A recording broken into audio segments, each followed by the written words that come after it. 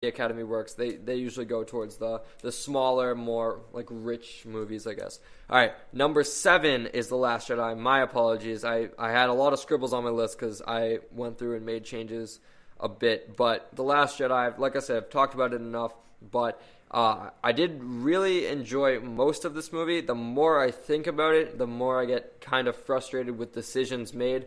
Obviously, a lot of people have the opinion that, it's just how the story is supposed to play out. You can't get mad at the director for decisions. You should only get mad at, execution. And while I thought Mark Hamill did phenomenal with what he was given, I just personally feel that I would have gone a different direction. And yes, I get that you can't get angry that your expectations weren't met because you're not the director, but it's my opinion. And at the end of the day, I wanted something different from this movie than what I got. But like I said, there's still scenes in this movie that are phenomenal. The whole Rey and Kylo lightsaber duel side by side, Luke's final moments, Snoke, lot in this movie that is still amazing and definitely deserves to be in the top 10. Coming in at number 6, before I turn it over to Mike, is Split. Split, I did not want to forget about. It came out in January at the very beginning of this year, but I really enjoyed this movie. This was edge of my seat. Just, I wouldn't really call it action, but just storytelling, I guess, because it's a thriller. Yeah, you're so involved with this character. What's his name? James McAvoy's character again? Give me his name. What's your name? You know how he's got the 3 names. Kevin? No, but you know how his real name that turns him back or whatever? Yeah, isn't it Kevin? No, Kevin's one of his characters, and it's I think Kevin was his real name. Kevin Wendell Crumb. Yeah. That's what it is. But yeah, amazing performance by him. That is one where I feel I agree with Mike in the sense that it's a nomination that should be considered, but it won't just because of the nature of the movie he's in. But this movie was amazing. Like I said, edge of my seat thrills, and just the entire time I was glued to my screen wondering what was going to happen next, as well as flashbacks and when Kevin's in the real world. And interacting with the counselor and whatever. Very, very eerie and kind of uncomfortable movie at times, but like I said, the story was very rich. All right, so that's my 10 through 6, and now I will turn it over to Mike with his 10 through 6. So my number 10 is actually a movie that came out in 2016, but I think it's late enough, and I saw it in 2017 that I'm going to count it as that. Is that all right? Sure, go for it. It's The Founder with Michael Keaton as Ray Kroc. Yeah. I don't think it got a lot of people didn't talk about it enough, and I thought it was excellent. And it did come out really late December, and I think that's why no one. I think because Rogue One was still kind of in everyone's mind at the time.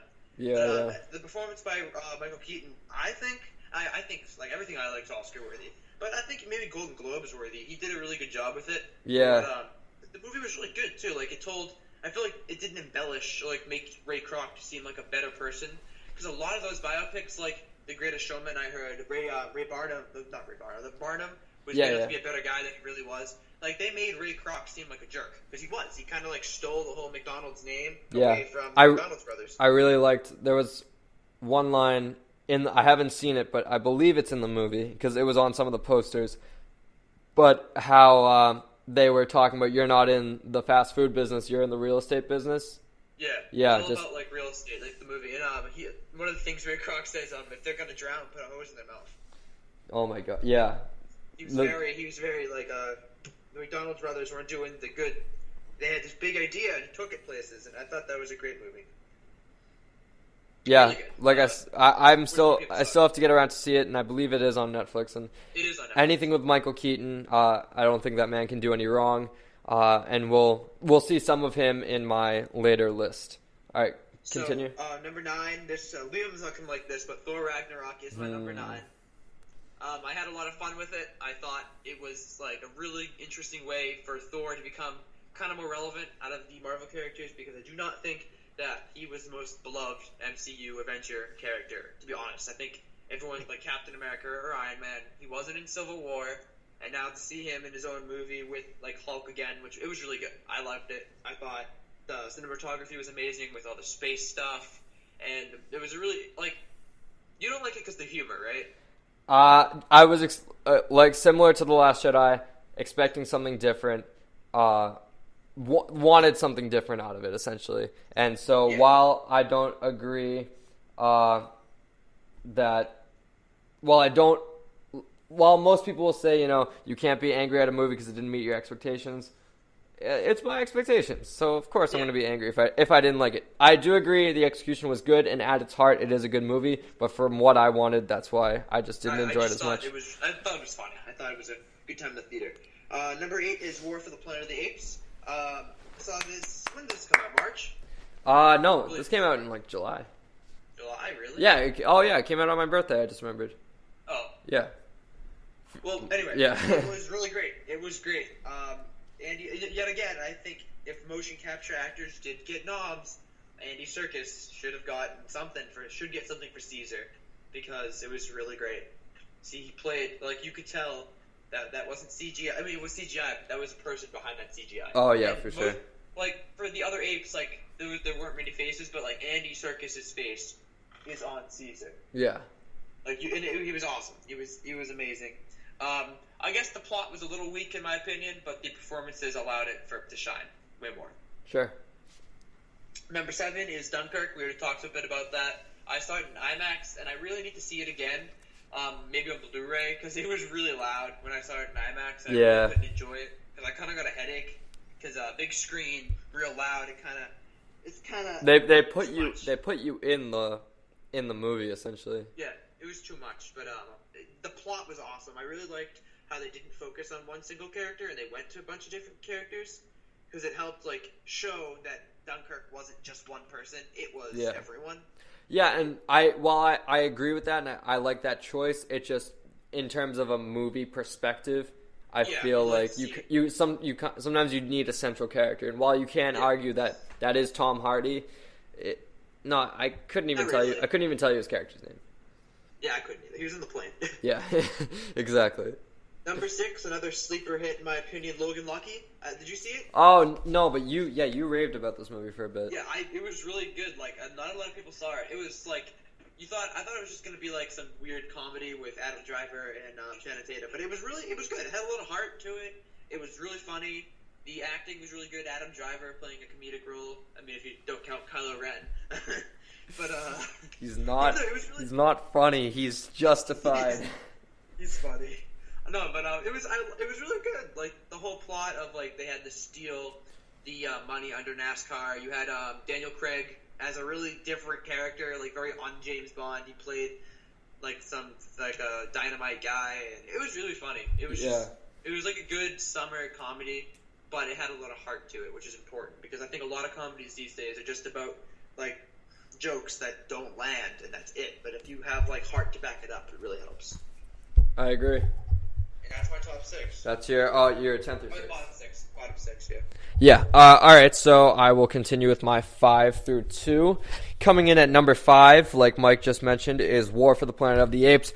Really like this movie. I personally think Apes, the Planet of the Apes, the recent ones, starting with the James Franco one and then ending now with Woody Harrelson. I think this is one of the best trilogies of our generation, to be honest. Yeah. In terms of, because we can take a step back away from the Marvel movies and the blockbusters. Credit, this is a bit of a blockbuster because it's a big budget and all that. I don't know, it's not talked about a lot. But people talk about the Apes movies. Yeah, and you don't. It's not like a family movie. It's rich in its storytelling, and Dawn of the Planet of the Apes is one of my favorite movies of that year. I don't want to say all time, but it's a really good movie.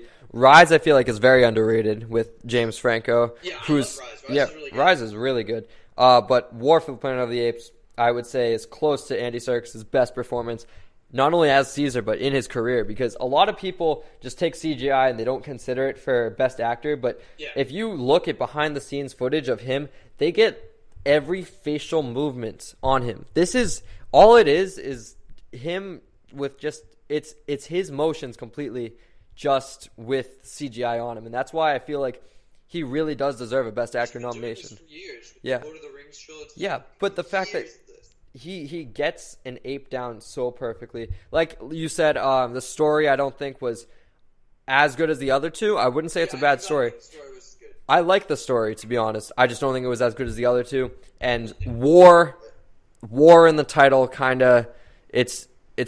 I wouldn't say it's like bad marketing. What else would they call it? What else would they call it? That's true, but it wasn't a war. Finding a new place to live at the Planet of the Apes. Yeah, it wasn't a war. As simple as that. But this movie... Escape to the Planet of the Apes. Yeah, but That doesn't sound... in terms of marketing, the title made sense, even though what they showed in the trailers as well, they focused on the war aspects rather than... I do think like those apes with donkey sprayed on them, that was really cool. Oh, yeah, and how, like, you know, you're gonna, like, dismiss everything about you personally if you want to live, and it's, like, giving them, like, a traitorous aspect. I thought that was just a fantastic choice. Yeah.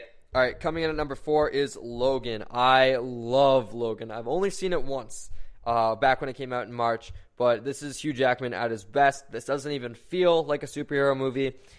Yes, he's Wolverine, he's got the claws, but just this movie is so rich in its storytelling of, you know, the washed up guy. No one ever thinks about, like, you only think about the perks of being a superhero and all these great aspects. You never think about the person behind it. And at the end of the day, when, you know, the healing factor is not working as good anymore, and, you know, your options of work are limited, and you're essentially just a damaged human being, it shows, like, the toll it's taken on him. Not even Hugh Jackman as Logan, but Patrick Stewart as Professor X. Oh my God, this is one of Patrick Stewart's best performances in his career. It wasn't the Emoji Movie? Oh, no, unfortunately. But Patrick Stewart, like I said, if Hugh Jackman doesn't get nominated for Best Actor, which I don't think he will, if Logan doesn't get nominated for Best Picture, which I really hope it does, Patrick Stewart deserves Best Supporting Actor. This is close to one of his best performances in his career. I think he's fantastic in this movie, and I really love Logan. I wouldn't say it's my favorite of the X-Men movies because I don't even consider it really an X-Men movie. It's so distant. So many great scenes in this movie, especially the one on the Black family's ranch. I think that was just an insane scene. And just the very ending when she takes the cross and turns it on its side to make it an X. Thought it was fantastic. Coming in at number 3 is Spider-Man Homecoming. Love this movie. One of my favorite Marvel movies for sure. There's not many bad things to say about it. Michael Keaton gives one of his best performances as the Vulture in what I believe is the best Marvel villain, because I think Loki has been, you know, they've explored him a lot, but I feel like he's kind of been watered down at this point with more heroic than not.